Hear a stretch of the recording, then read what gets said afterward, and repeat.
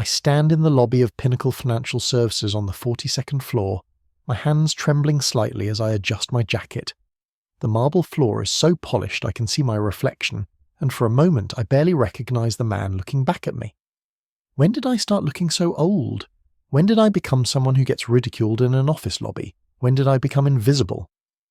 The elevator doors had just closed behind me when I heard him, my son-in-law Derek, before I even saw him. His voice carried across the atrium like a knife cutting through expensive air. "You can't be here. This is a serious workplace, not a retirement home."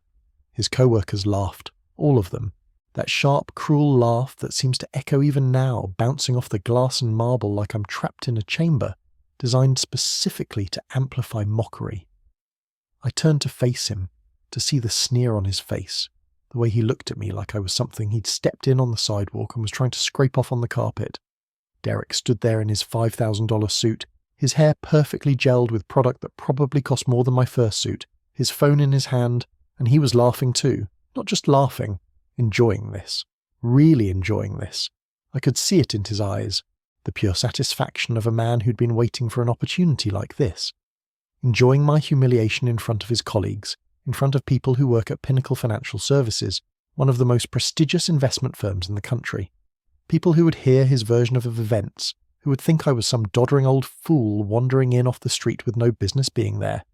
People who would see only what Derek wanted them to see. My chest tightened, not from anger, though there was plenty of that.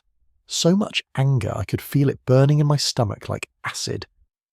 But from something deeper, disappointment, betrayal, the kind of pain you feel when someone you've tried to love, someone you've tried to accept into your family despite your instincts, screaming warnings, turn, is out to be exactly what you suspected all along. The knowledge that the man my daughter married, the man I'd welcomed into my family despite my doubts, had become this. A man who would mock his own father-in-law in public without hesitation, with no shame, with genuine pleasure. But that's where this story really starts to make sense. Not here, in this moment of public shame.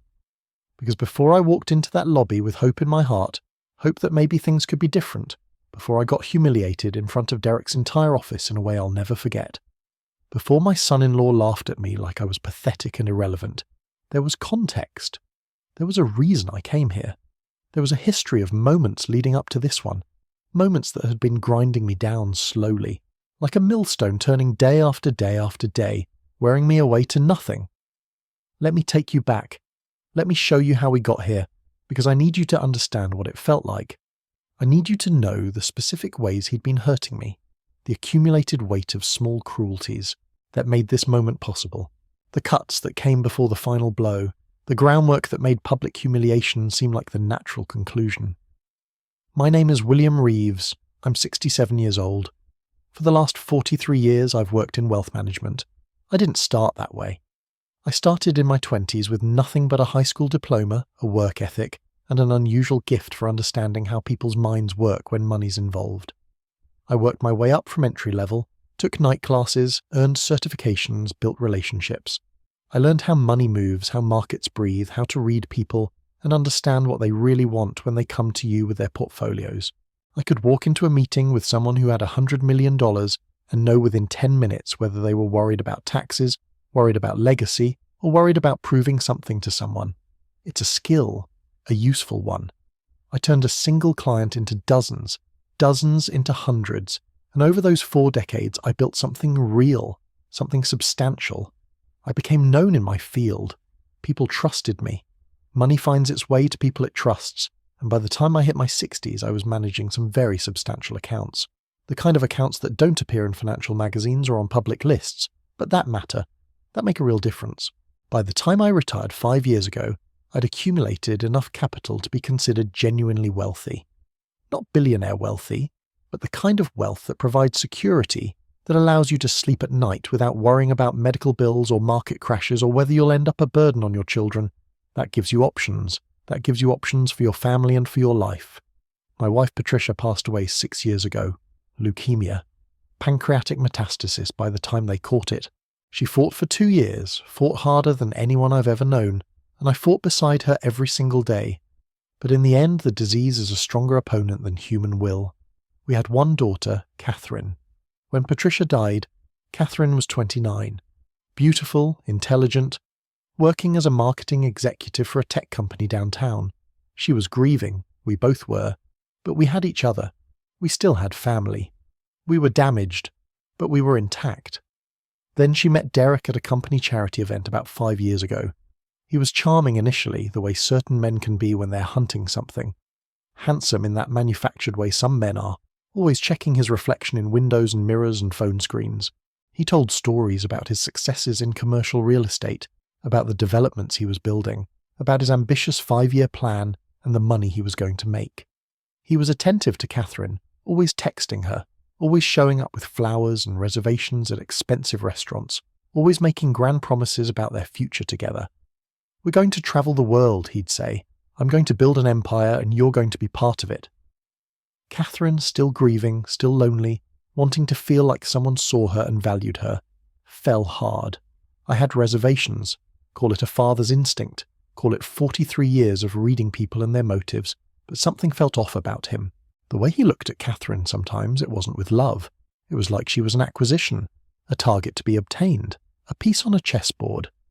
But Catherine was an adult, and she was vulnerable after losing her mother, and she was tired of being alone in a world that suddenly felt too big. She needed to feel loved again. She needed to feel chosen. So I kept quiet. I didn't voice my doubts. I didn't warn her. I welcomed him to family dinners. I was civil. I was measured. I was the supportive father-in-law. When they got engaged after 2 years of dating, I walked her down the aisle in the church where her mother had walked before her. When they bought their condo, I gave them a generous wedding gift. I tried to be supportive, to give him the benefit of the doubt, to hope I was wrong about his character, to hope that my instincts, which had served me so well in business, were failing me in this moment. I was wrong on both counts. I was wrong about a lot of things, but not that initial gut feeling. The problems started small, like they always do. Derek would make comments at dinner, casual observations that were really insults dressed up as jokes. Bill, still wearing those glasses from 1987. Fashion must have skipped retirement homes, I guess. Laughter from Catherine, though I could see it was uncomfortable laughter. The kind you do when someone says something inappropriate, and you're not sure how to respond. The kind of laugh that covers up discomfort. "Dad, he's just joking," she'd say, touching his arm. But it didn't feel like a joke. It felt like a test, like he was seeing how far he could push before someone pushed back. Then came the financial questions. Derek started asking about my investments, my holdings, my retirement funds. At first, it seemed like genuine interest, like he was impressed by my career and wanted to understand what I'd built. But there was a pattern to it. He'd ask specifically about my most liquid assets, the ones I could access quickly. He'd ask about my will, about what I planned to do with my estate, about whether I had life insurance. He'd ask in front of Catherine like it was a natural conversation, but when we were alone it was different, more direct, more urgent. Catherine told me he was just curious about financial planning, that he admired what I'd done and wanted to learn. But I'd spent 40 years reading people for a living. I could tell the difference between genuine curiosity and calculation, between interest and hunting behaviour. Derek was hunting. 3 years into their marriage, Derek had started a commercial real estate development firm called Apex Developments. He was doing well, or so he claimed. Catherine said he was busy with deals, with investors, with expansion plans. He'd come home talking about projects, about market opportunities, about how this was going to be his year, the year everything changed. But Catherine also said he was stressed all the time, that he drank more than he used to, that he'd sit on the couch with a scotch in his hand at 10 in the morning and scroll through his phone, that sometimes his business friends called late at night and he'd argue with them in the living room, thinking Catherine was asleep. She wasn't sleeping. She was listening to her husband systematically fall apart while pretending everything was fine. She was listening to threats about money he owed, about deals falling through, about investors who were losing confidence. She was lying in bed, wondering if her marriage was crumbling and too afraid to ask her husband directly because she knew it would make him angry. I'd meet Catherine for lunch and see the exhaustion in her face. I'd ask her if everything was okay, and she'd say yes, everything was fine, Derek was just working hard on some big projects. But I could see through that lie because I was her father, and I knew her face better than I knew my own. The tension became obvious around 2 years ago. Derek started making more direct comments, not jokes anymore, real insults with teeth and venom. Catherine and I would go out for lunch, just the two of us to maintain our connection, just to spend time together and remember that we were still a family unit outside of Derek's presence. And when we'd come back from those lunches, he'd say things like, "What did you two do? Raid the retirement community bake sale, compare notes on your arthritis, share stories about the good old days." He'd look at Catherine and say, "You're starting to look more like your father every day. Let's hope you don't age as badly as he did. That would be a tragedy." Pff. He'd say this in front of me, not quietly, not in a way that could be interpreted as gentle teasing between family members. It was vicious. It was calculated. It was meant to hurt and humiliate. And Catherine would laugh uncomfortably, that nervous laugh that was really a cry for help, and try to change the subject. I could see it hurt her too, even though he was mostly targeting me. She was defending him in her mind, making excuses, telling herself he was just stressed from work, just having a bad day, just frustrated about money. She was learning the art of rationalizing away cruelty. Then came the money conversation. He pulled me aside one evening when Catherine was at work. He sat me down at my kitchen table and he asked me directly to invest in his development company. $500,000. "Just a small amount from your portfolio," he said, trying to sound casual, trying to sound reasonable. "It would help me get over a rough patch with one of my projects. I'll pay you back triple within 18 months, Uncle Bill, I swear on Catherine's life." The last part. He said that. He said he'd swear on his wife's life to pay me back. That's when I knew something was genuinely wrong. I'd built my career on understanding financial math and reading desperation. I recognized both now. I said no. I'd seen enough financial schemes in my career, enough Ponzi setups and pyramid schemes and desperate men making unrealistic promises. I knew the difference between confidence and delusion. He got angry immediately. The polite mask dropped. He started saying I didn't support him, that I was selfish, that I was holding back his success out of spite. "You've got money you're literally just sitting on," he said, his voice getting louder.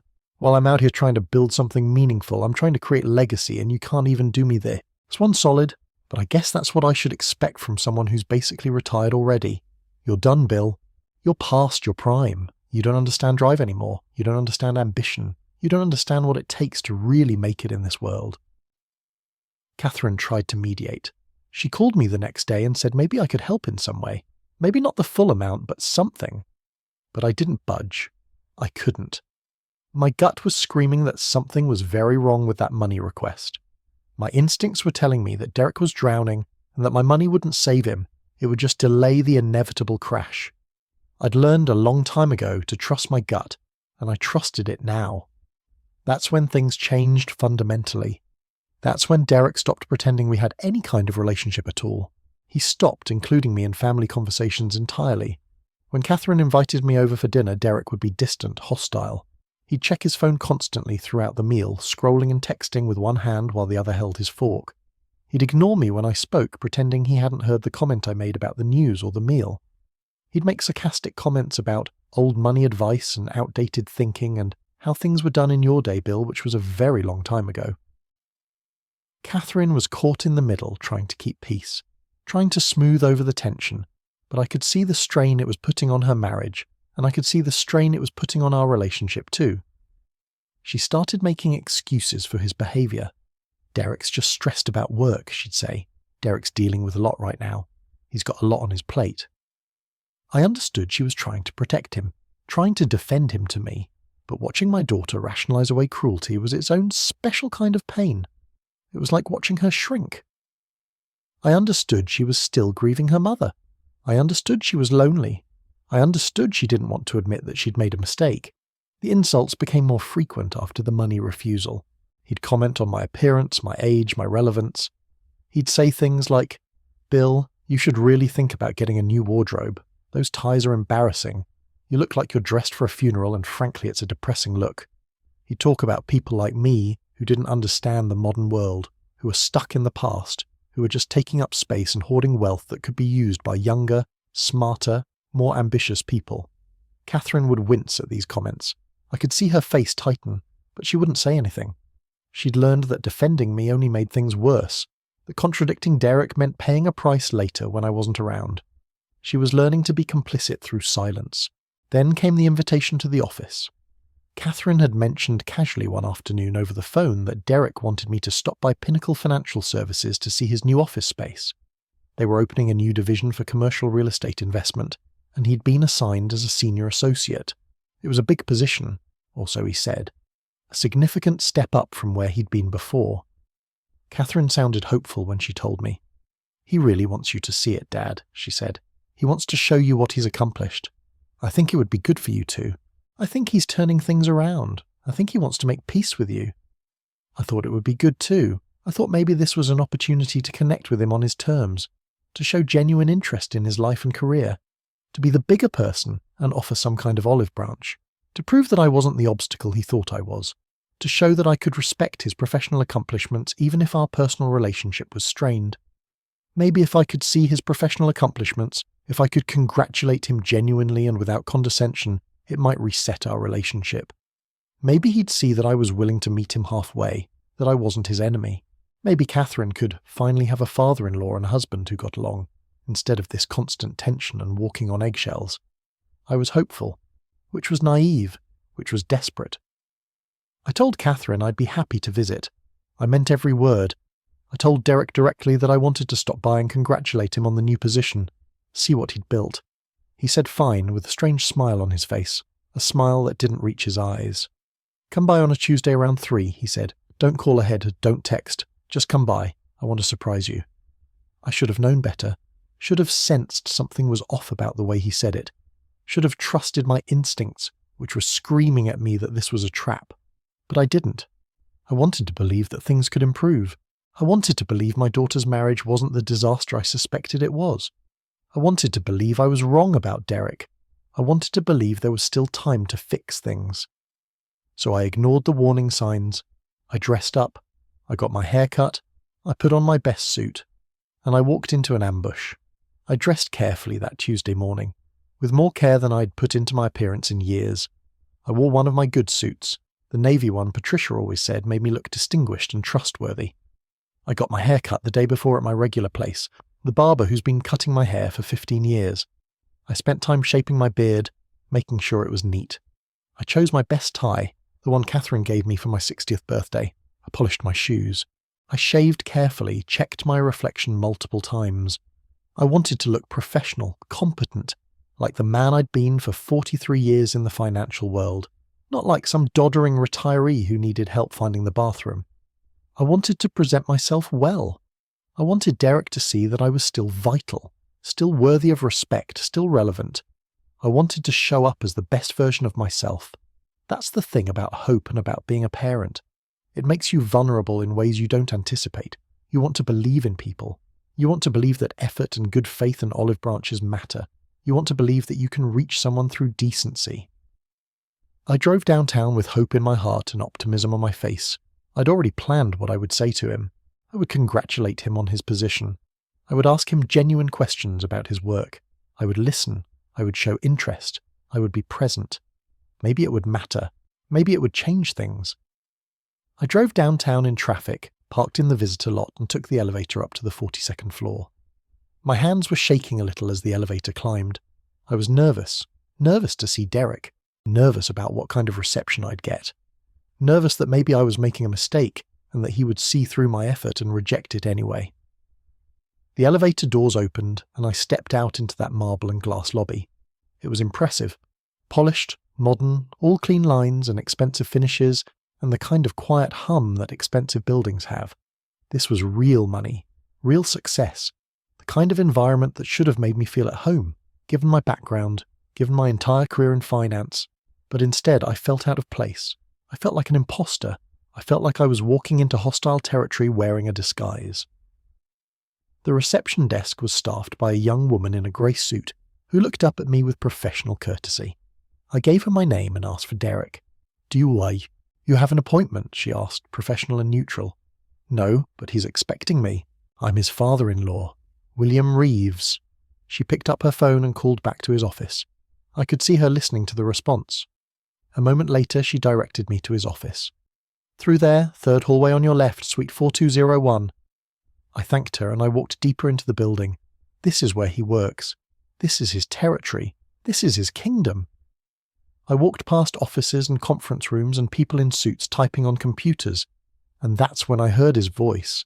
That unmistakable voice with its edge of contempt and entitlement, raised just enough for everyone to hear. "You can't be here. This is a serious workplace, not a retirement home." I stopped. I literally stopped walking and stood there, frozen, trying to process what I'd just heard. It didn't make sense. He knew I was coming. Catherine had told him. I'd confirmed with Catherine this morning before I left. Unless she hadn't told him. Unless he'd specifically instructed her not to tell him, and he'd planned this exact moment. His co-worker started laughing immediately. There was no hesitation, no uncomfortable silence, no, "Is he joking?" Pause. They laughed like they'd been told to laugh. Like they were watching a performance they'd been promised. Like this was part of some routine they were expecting. I turned around slowly, and there he was, Derek, standing at the entrance to his office suite, surrounded by his colleagues, all of them looking at me with a mixture of amusement and pity. Some of them already with their phones out recording. That's when I understood. This wasn't a visit to celebrate his success. This wasn't about connecting with my son-in-law on his professional turf. This was a trap. This was public humiliation, carefully orchestrated and executed in front of witnesses, and possibly being recorded for whatever social media audience he could find. And I'd walked right into it, with hope in my heart and my best suit on, and instead of reconciliation I'd gotten a knife in the back, in front of strangers, in front of people who would now know me only as the old man Derek publicly ridiculed. My first instinct was to leave. Just turn around, walk back to the elevator, walk out of the building, drive home, and pretend this never happened. Pretend I never came here. Pretend I never tried to reconcile with Derek. My second instinct was to defend myself, to say something cutting and intelligent, to show that I wasn't hurt even though I was devastated, to use my 43 years of experience reading people and deflecting social attacks. But I did neither. I just stood there, frozen in the middle of the hallway of Pinnacle Financial Services, while my son-in-law mocked me, and his colleagues laughed at me, and the woman at the reception desk pretended to be very busy with her computer. I could feel the heat rising in my face. I could feel my heart pounding in my chest. I could feel every one of my 67 years in that moment. Every year of struggle, every year of building something real, every year of being a good father and a good husband and a good provider, all suddenly feeling irrelevant. That's the thing about public humiliation.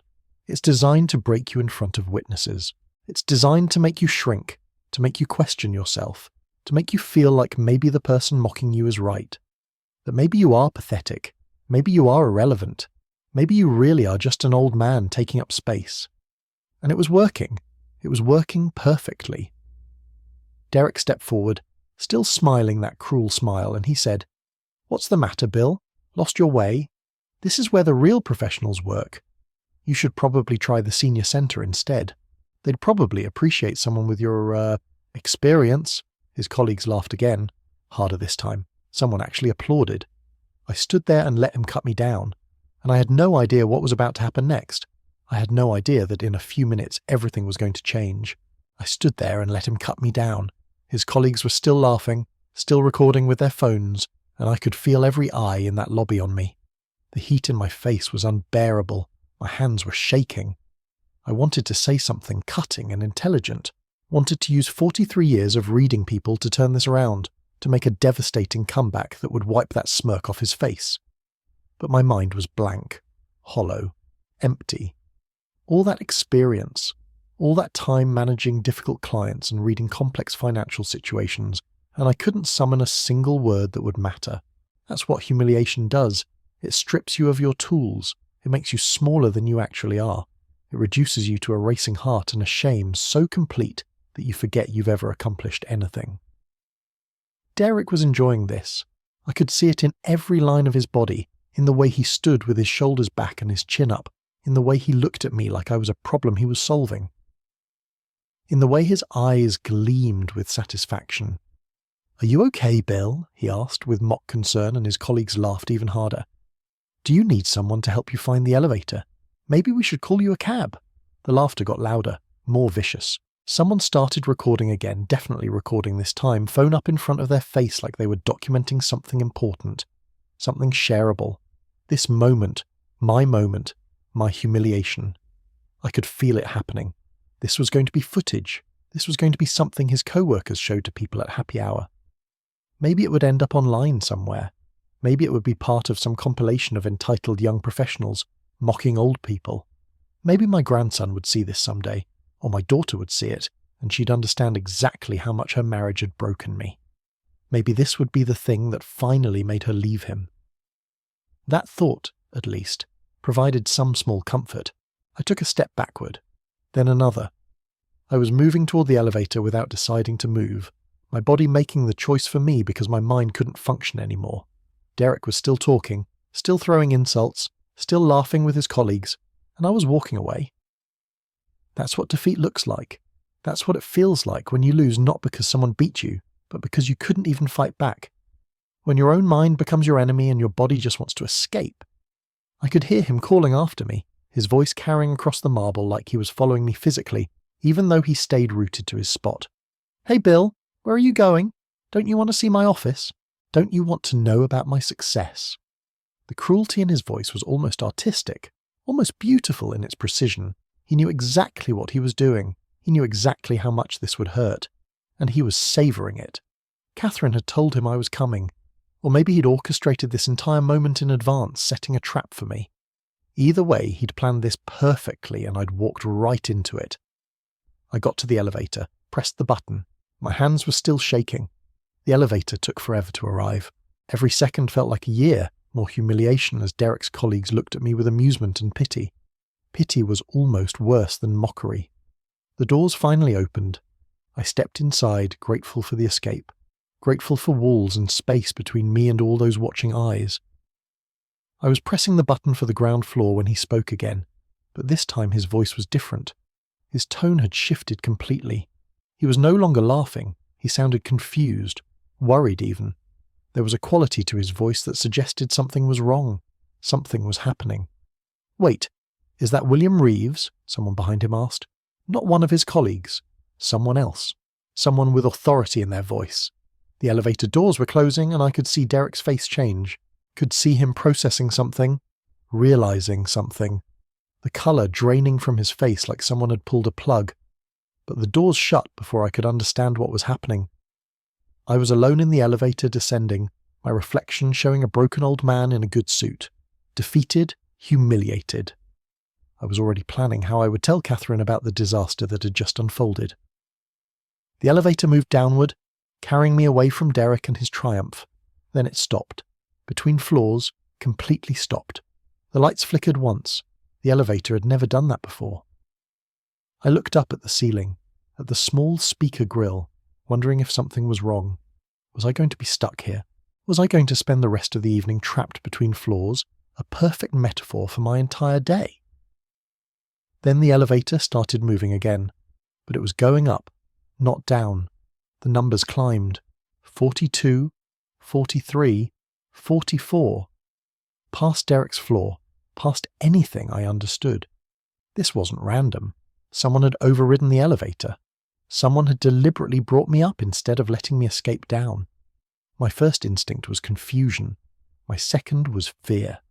What if Derek had done something? What if this was part of his plan? The elevator continued upward until it reached the top floor. The 48th floor?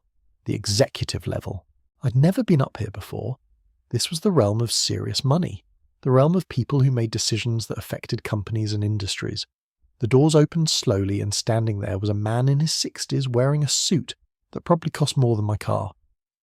He looked at me with recognition, like he knew exactly who I was. "Mr. Reeves?" he said. It wasn't a question. It was a confirmation. "Please, come with me. I'm sorry for the chaos downstairs. We have something to discuss." I had no idea who this man was. I was still shaking from the encounter with Derek. I was ready to go home and pour a drink and try to forget this entire day had happened. But something in his voice made me follow. Something in the way he was looking at me, like I was important, like I mattered, made me forget the elevator trick and move forward. He led me down a hallway lined with modern art and expensive furniture, paintings and sculptures that looked like museum pieces. At the end was a conference room with a view of the entire city sprawling below us, thousands of buildings miniaturized by distance. He gestured for me to sit at a table made of glass and polished wood. "My name is Christopher Hartley," he said, settling into a chair across from me. I'm the CEO of Pinnacle Financial Services, and I apologize for what my employee just did to you.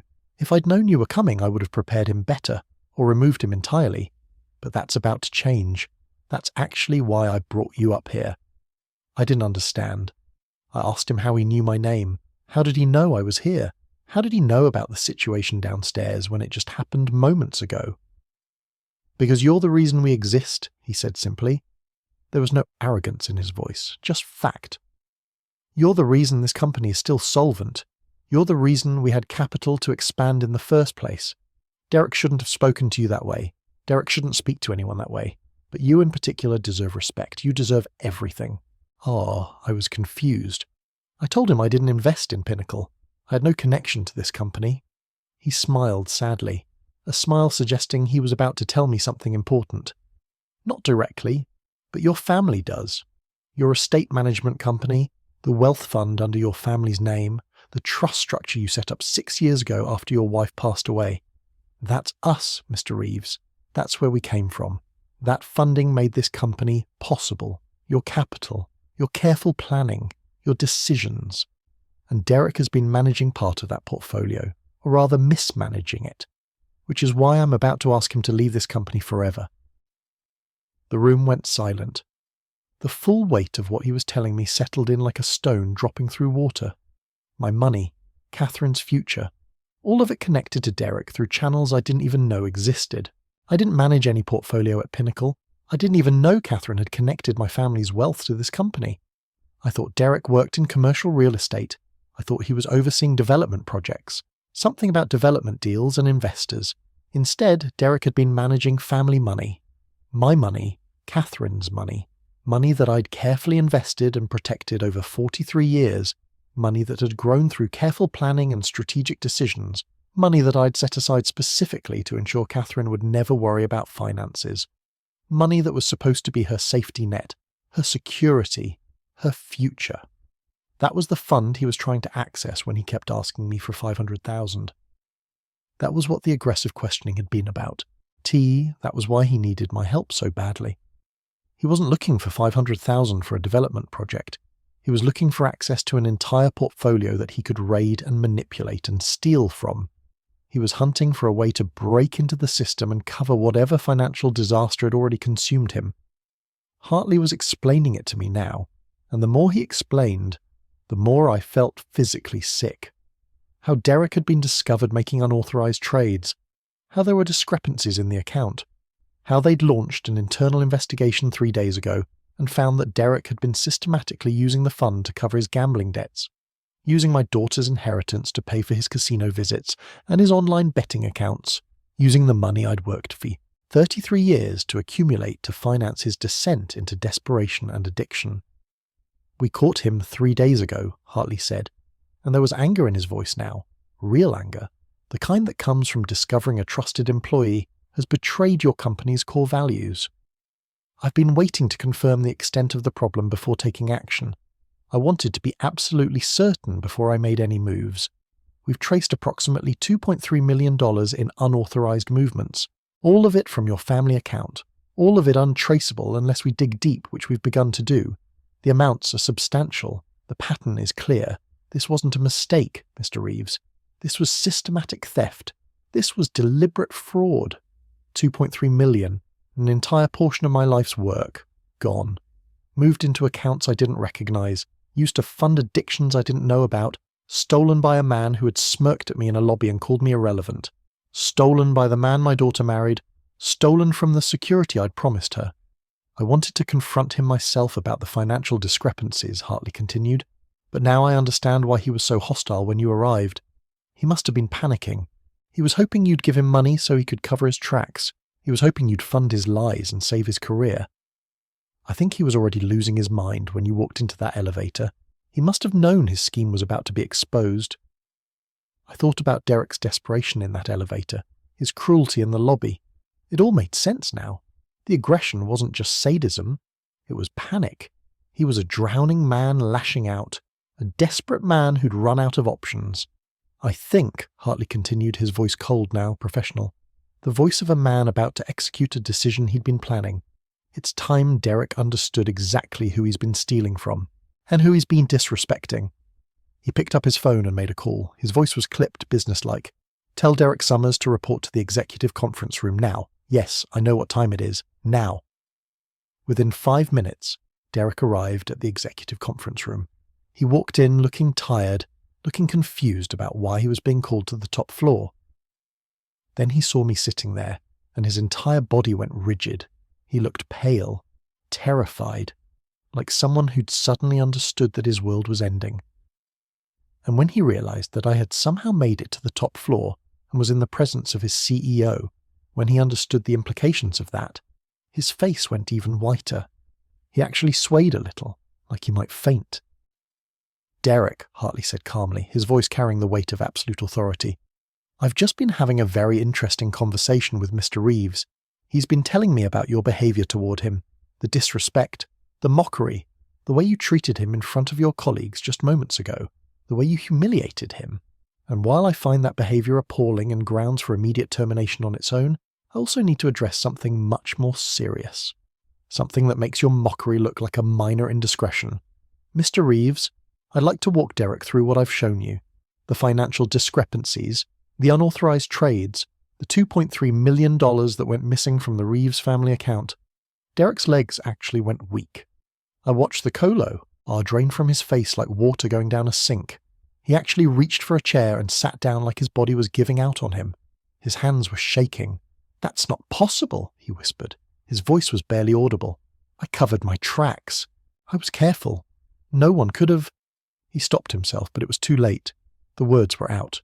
The admission hung in the air between us like a guilty verdict already passed. He'd covered his tracks, which meant he knew exactly what he was doing, which meant this wasn't an accident or a mistake or some honest misunderstanding. He'd deliberately stolen money that belonged to Catherine. He'd deliberately hidden it. He deliberately tried to manipulate me into giving him more. "I've called our legal department," Hartley continued, his voice taking on an even harder edge, "and I've contacted the RCMP Financial Crimes Unit. They'll be arriving here within the hour to begin their investigation. You have the right to remain silent, but I'd advise you to consult with a lawyer before they arrive. You'll need a very good lawyer. The evidence is overwhelming. In the meantime, you're fired, effective immediately, effective as of this moment. Security will escort you from the building and from the premises. You will not return here. You will not access your office, your desk, or any files. Everything you've touched in this company will be inventoried and audited." Hartley paused for effect. For a moment there was only silence. "And Derek, one more thing. That job title you've been throwing around, that authority you've been claiming, that importance you thought you had in this company, it's gone. It was always an illusion. You were never anything more than a junior associate. You never managed anything significant. You never had real authority or real responsibility. You were kept on because you had family connections, because Mr. Reeves was kind enough to give you a chance and include you in his family's financial arrangements. You threw that chance away. You abused that trust, and now you're going to pay the consequences." Derek stood up. His legs were barely holding him. He looked at me and I saw the exact moment he realized what had happened. The moment he understood that he'd miscalculated spectacularly. That his humiliation of me in the lobby had been a catastrophic tactical error. That I wasn't some doddering old fool he could mock and manipulate and extract money from. That I was someone with resources and connections and a daughter whose inheritance he'd stolen. That he'd just spent the last 15 minutes mocking the man whose money he'd been stealing. He tried to speak. His mouth opened and closed, but nothing came out. There was nothing to say. There was nothing he could do. His career had just ended in real time. His freedom was about to end, and it had all happened because he'd chosen to mock me, instead of beg for my mercy, instead of asking for help, instead of being honest about his problems. "Get out of my sight," Hartley said coldly. It wasn't a shout. It was just a quiet statement of fact from a man who'd made a decision and was finished discussing it. Derek left. A security guard arrived at the door like they'd been waiting just outside and escorted him toward the elevators. Derek didn't even try to resist. He just moved like an automaton, like a man whose mind had stopped functioning. And I sat there, in the executive conference room at the top of Pinnacle Financial Services, looking out at the city below, at the sprawling lights and the buildings and all those lives being lived in ignorance of the drama happening at this moment 48 floors up. I was trying to process what had just happened. My son-in-law had been exposed. My money had been recovered, or would be recovered. Catherine's future had been protected, and I had been vindicated. Hartley gave me his personal number. He apologised profusely. He promised to work with the investigators to recover as much of the missing funds as possible. He asked if there was anything Pinnacle could do to make this right. I told him there was. I told him I wanted the investigation handled quietly. I didn't want news outlets picking this up. I didn't want Catherine's name in the papers or online. I wanted Derek prosecuted to the fullest extent of the law, but I wanted it done in a way that didn't destroy my daughter's reputation along with his. Hartley agreed. He promised discretion. He promised that Pinnacle's own security team would work with the authorities to keep this contained. I left the building an hour later after speaking with an investigator who was surprisingly kind and surprisingly competent. She told me that Derek's pattern of activity suggested someone who was in serious financial distress, who'd spiraled rapidly, who'd been desperate enough to commit major fraud. But desperate didn't excuse anything. Desperate didn't change what he'd done. Desperate didn't make stealing from your wife's family any less heinous. I drove home on autopilot, my mind still processing everything. Derek had stolen millions. Derek was going to prison. Derek had exposed himself completely in a moment of panic when he saw me in that executive conference room. My humiliation in the lobby suddenly seemed insignificant compared to what was about to happen to him. The real pain came when I had to tell Catherine. I drove to her workplace and asked her to meet me in her office with the door closed. She looked confused when I arrived, confused about why her father was showing up at her job in the middle of the afternoon. I asked her if we could speak privately. She closed the door and locked it. When I told her what Derek had done, what he'd been stealing from our family account, she didn't cry at first. She just sat there, staring at me, trying to compute words that didn't make sense, trying to understand how the man she married could have done this, how someone she loved, someone she'd built a life with, could have betrayed her so completely and so systematically. I watched her face go through a series of expressions: confusion, denial, understanding, or horror. And then the crying started. It was the kind of crying that comes from someone who's just realised their entire marriage was built on deception and theft, who's realised that someone they loved had been stealing from them systematically, methodically, without hesitation or guilt, that someone she trusted with her life had been victimising her, using her future as a piggy bank for his gambling addiction. She asked me how long it had been going on. How long had this been happening without her knowledge? I told her what I knew from the CEO, several years, at least, maybe longer. She asked me if I'd known before today. I told her no. I'd only found out when Derek panicked in front of the CEO. I'd had no idea, none. She asked me why I'd gone to his office, what could have possessed me to go there. I told her the truth. I was trying to reconcile. I was trying to mend our relationship. I was trying to be the bigger person and show Derek that I was willing to accept him, willing to support him, willing to be a real father-in-law. She said she was sorry. She was sorry that her father had been humiliated in front of Derek's colleagues. I told her she wasn't responsible for what Derek did, that none of this was her fault, but we both knew that wasn't entirely true. She'd married him. She'd trusted him. She'd brought him into our family. She'd been the one who'd insisted I give him a chance, who'd defended him when I had reservations, who'd convinced me that he was a good man just going through a rough period. None of that was her fault, but none of it would change what was about to happen. The RCMP investigation took 6 weeks. The recovered funds were substantial, though not everything was retrievable. Derek's lawyer negotiated a plea deal that included a prison sentence of 8 years. He was arrested at the courthouse and taken directly into custody. Catherine filed for divorce 2 days later. The legal processes that followed were complicated and painful, and exactly what needed to happen. Catherine came to stay with me. She took a leave of absence from her job. We didn't talk much in those first weeks. We just existed in the same space. 2 people grieving the destruction of trust and the loss of what we'd hoped marriage would be. Slowly, over months, Catherine began to rebuild. She started therapy. She reconnected with friends. She began to understand that what Derek had done wasn't a reflection of her judgment or her worth.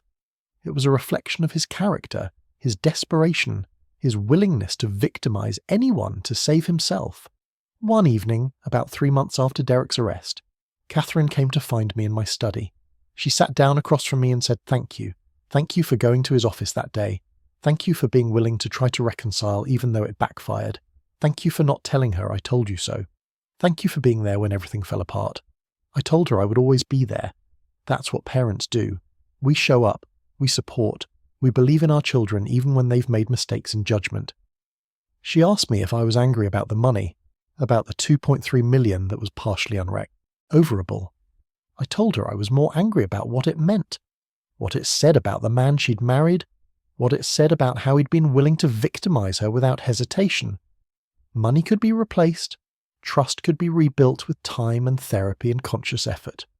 But what we'd all learned that day at Pinnacle Financial Services was that Derek would never be someone worthy of that trust. He was someone who would steal from his own wife, someone who would panic when faced with exposure, someone who would try to manipulate his father-in-law rather than confront his own failures, someone who deserved exactly what he was getting: prison and consequences and a future that would be permanently diminished. 3 years later, Derek was released on parole after serving the majority of his sentence. He tried to contact Catherine, tried to reach out, tried to negotiate some kind of reconciliation, or at least understanding. She didn't respond to any of it. She blocked his number and his emails and his social media accounts. She moved on with her life. She started dating again, slowly at first, then with more confidence as time passed, and she learned to trust her own judgment again. She rebuilt her life piece by piece, month after month, year after year, and I watched her do it with the kind of pride that only a father can feel.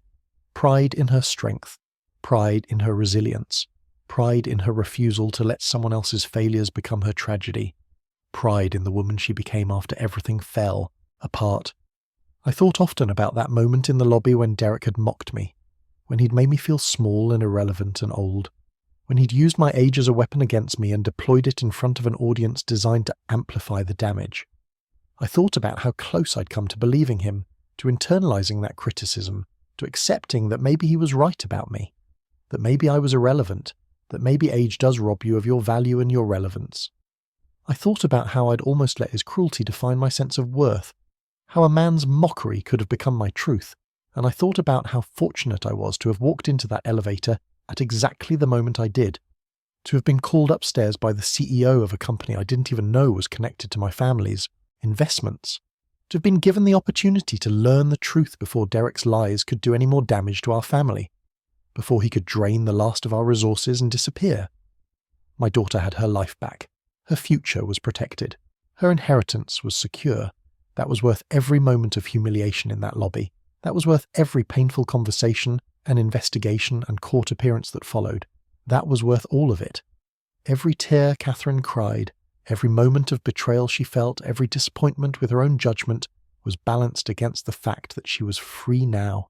Free from a man who'd been using her. Free from a relationship built on theft and deception.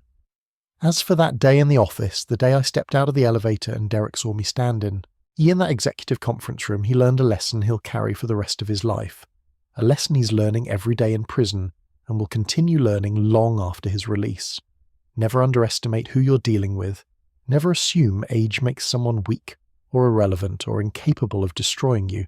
Never believe that your youth and arrogance and desperation make you smarter than someone with 43 years of experience and the means to protect their family.